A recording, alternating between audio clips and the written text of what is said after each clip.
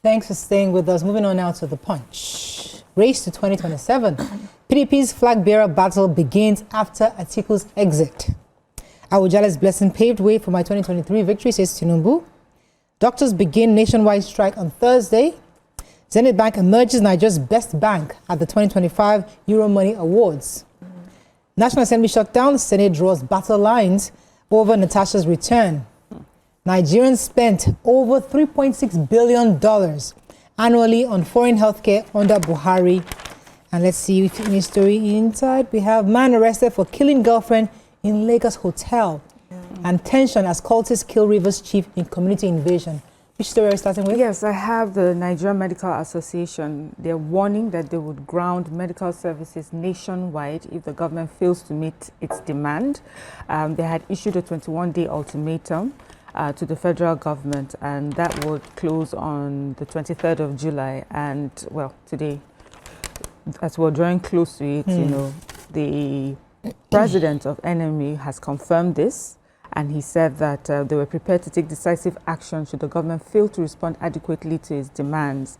He says the demands were critical to the survival of Nigeria's healthcare system and the welfare of medical professionals. So, according to NMA, they said that they had issued this ultimatum on the 2nd of July against a circular from the National Salaries, Incomes and Wages Commission on revised allowances for medical and dental officers in the Federal Public Service.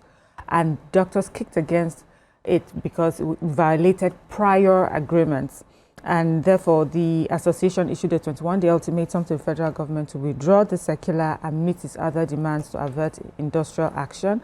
But it seems that the federal government hasn't said anything about it, hasn't, you know, hasn't discussed it or anything. And so, as it draws to an end, the ultimatum, they said that, well, it seems that they have to go on this industrial strike. They say that the circular contains provisions that were not mutually agreed upon, and it undermines the remuneration and welfare of medical professionals. And so the government has given them no choice but to proceed. So the human interest story, there's a man identified as Amos Daniel has been allegedly arrested for killing a woman believed to be his girlfriend in a hotel located in Ayobo area of Lagos State. They said the incident occurred on Thursday.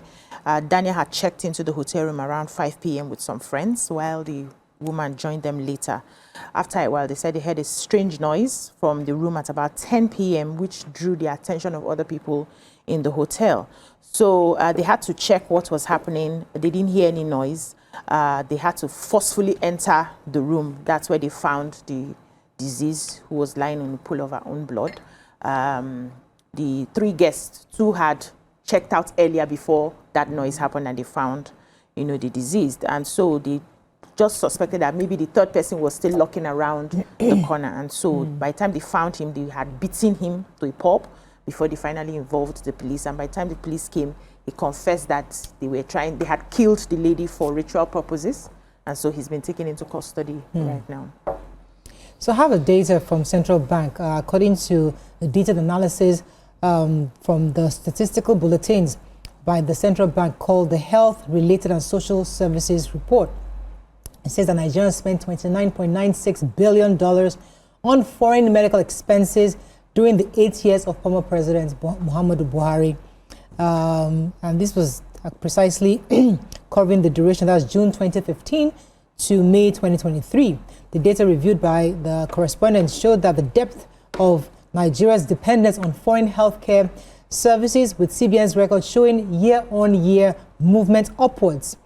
It also highlights the irony that despite repeated declarations by the administration to revamp the healthcare sector and reduce capital flight, health-related foreign exchange outflows remain significant and even spiked dramatically during the latter years of Buhari's presidency.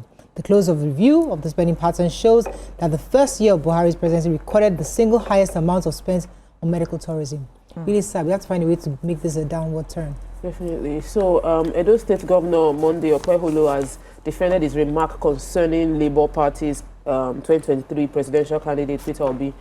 It was in a campaign ground. He had mentioned that if Peter Obi wants to come for a campaign in Edo State, he should get a security obtain security clearance before visiting Edo State. And critics have claimed that this is a threat to Peter Obi's lives, even Falano had mentioned that Peter Obi should take legal actions against the governor on what he termed illegal threat. That then the Obedient Movement leader, Dr. Yunusa Tanko, also accused Okpebholo of intimidating and spreading falsehood. However, the Edo State government have insisted that the governor's statement was being misconstrued and taken out of context, that it was a call for security protocol to be observed, not hostility towards the opposition. And so whatever they are trying to, the critics that are adding the statement are insinuating is not the fact, that he just saying that security protocols should be observed. Well, thankfully he has clarified. The Obedient Movement should also get that clarity and not let's button heads. It's too early. We're not even close to election yet for us to now start issuing threats to one another. Vanguard.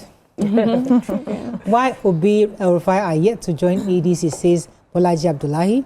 Defection Adeleke's negotiation hits brick wall, says APC source. Turnover profits soar in oil companies. 2025 SSCE. Disregard report on purported cancellation, FG WAEC tells public. Governors, media chiefs for Lateef Jakonde's lecture in Lagos, July 23rd. Later, Ujale stood for revalidation of June 12 polls. Let's find a story inside. You have any stories? Yes, I do. In the Nation. Go ahead. In the Vanguard. Okay, Vanguard. Okay. So the Nigerian Union of Pensioners, NUP, in the Southwest Geopolitical Zone has decried the backlog of unpaid gratuities and other entitlements owed to retirees in the region. The union warned that its members may be forced to mobilize against governors who, according to them, have made life unbearable for senior citizens ahead of 2027 general elections. They lamented the irregular payments of gratuities and pensions arrears by some state governments in the region, saying it has left many of their members living in poverty. They specifically criticized the situation in Edo State, expressing concern over the prolonged non-repayment of gratuity arrears to retirees. The issues that were raised in the communique that was issued at the end of the NUP Southwest Zonal Council meeting held in Akure, the Ondo State capital. And they said that the NUP, as a major stakeholder in the country's political space, will no longer vote for leaders who fail to prioritize pensioners' welfare. He said it's not gratifying to inform you that in Ondo State, where people often say, Ayeti datiwa, life is good for us, we're experiencing something different. He says, as I speak to you, the government is just paying 2013 gratuities for local government retirees. For state civil servants, it's only those who retired in 2016 that are now receiving their gratuities. That the situation is unfair to those who have served the state diligently and now suffer due to age-related ailments, and they do not have the money to take care of themselves. So I think we can't keep having these complaints over and over. People who have worked, who have earned, who have put in the work should be paid. A worker deserves his wages. It's not at this age that we're still hearing that they are still paying people far back as 2013, 2016. When will it now get to 2020? People who retired in 2020. When will it get to people who are retiring this year? That's so unfair. Maeda said was stuff alone. This is a backlog that should have been paid. So it's just it's not about the current administration. Yes, we're just saying from all the backlog. So I have the story that I thought should have been emblazoned on all the front pages, which is the Federal Ministry of Education and West Africa Examination Council WAEC have called on the public to disregard the news making the round that this year's SSCE conducted by WAEC has been cancelled and the expected results nullified. So there's a false statement that's going around, and it says in the letter that was even signed, and it says that WAEC regrets to inform the general public, especially students, parents, and students administrators and school administrators, of the immediate cancellation of the ongoing 2025 WAEC examinations across the states of the Federation.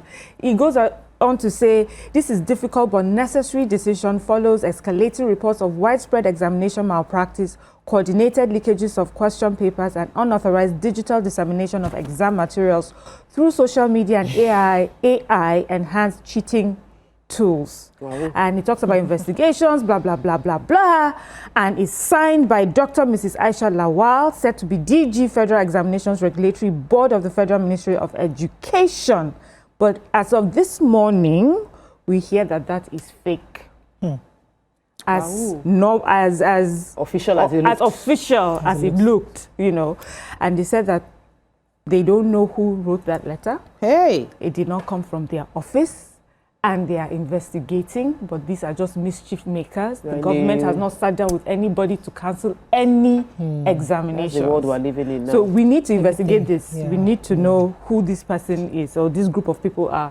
And hope it's not also the board trying to cover its tracks. So it needs to make sure that this investigation is quite open. Okay, Shocking. so NDLEA, the National Drug Law Enforcement Agency, yesterday said that operatives of the Special Operations have finally arrested the most wanted, I always arrested these most wanted, kingpin, 60-year-old Okpara Paul Chigozie, ending his 7 years of evading arrest.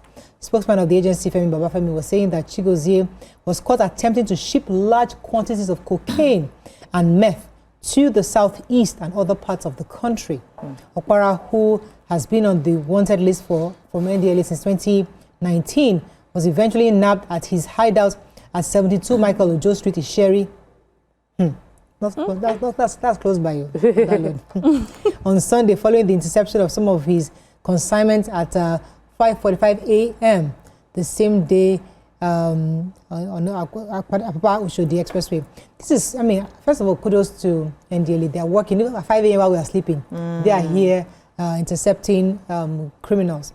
So, I mean, I'm happy that they finally caught him, and hope that that can lead them to other arrests of other people who are actually the bosses of these kingpins. Yeah. Okay, we have to wrap up. We have one more story. Well, just a very political story about the crisis happening in Osun State. The governor, they said the governor decamped on social media. That if the governor wanted to decamp, there's a way the governor could have done it. That you are supposed to come and meet the head of the party in the state, which is the former Governor Yetola, current minister of marine and blue economy. That how can you now be having conversations with other governors of other states as a way to decamp into APC?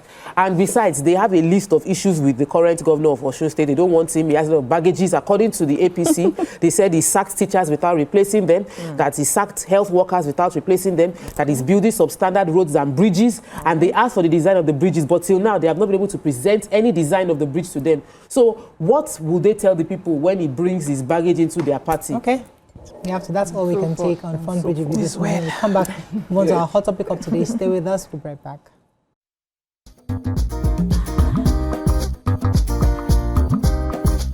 Stay tuned. Your View will be right back.